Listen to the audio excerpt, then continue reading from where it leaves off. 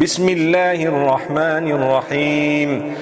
يا أيها النبي إذا طلقتم النساء فطلقوهن لعدتهن وأحصوا العدة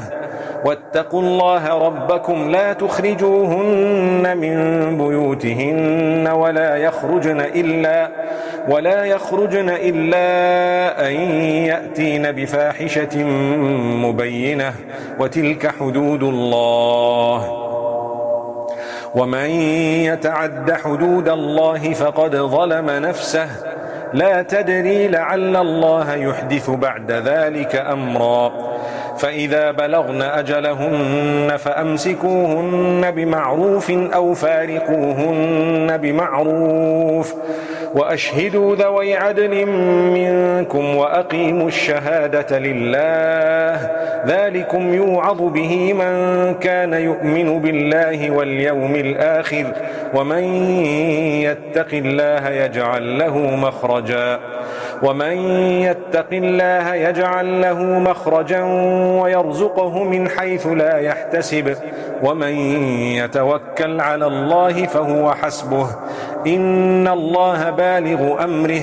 قد جعل الله لكل شيء قدرا واللائي يئسن من المحيض من نسائكم إن ارتبتم فعدتهن ثلاثة أشهر واللائي لم يحضن وأولاة الأحمال أجلهن أن يضعن حملهن ومن يتق الله يجعل له من أمره يسرا ذلك أمر الله أنزله إليكم ومن يتق الله يكفر عنه سيئاته ويعظم له أجرا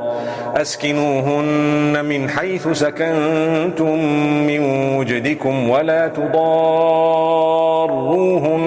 لتضيقوا عليهن وإن كن أولات حمل فأنفقوا عليهن حتى يضعن حملهن فإن أرضعن لكم فآتوهن أجورهن وأتمروا بينكم بمعروف وإن تعاسرتم فسترضع له أخرى لينفق ذو سعة من سعته ومن قدر عليه رزقه فلينفق مما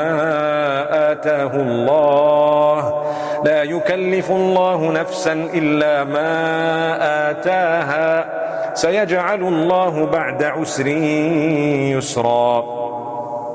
وكأي من قرية عتت عن أمر ربها ورسله فحاسبناها حسابا شديدا وعذبناها عذابا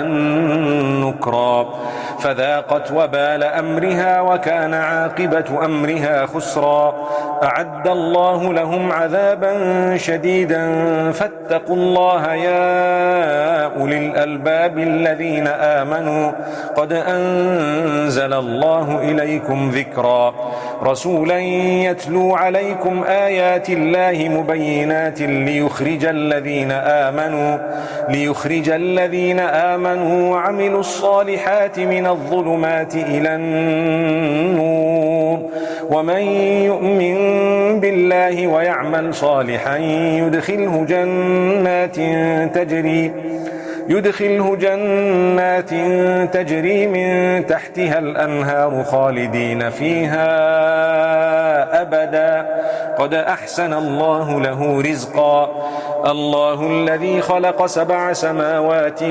ومن الأرض مثلهن يتنزل الأمر بينهن لتعلموا أن الله على كل شيء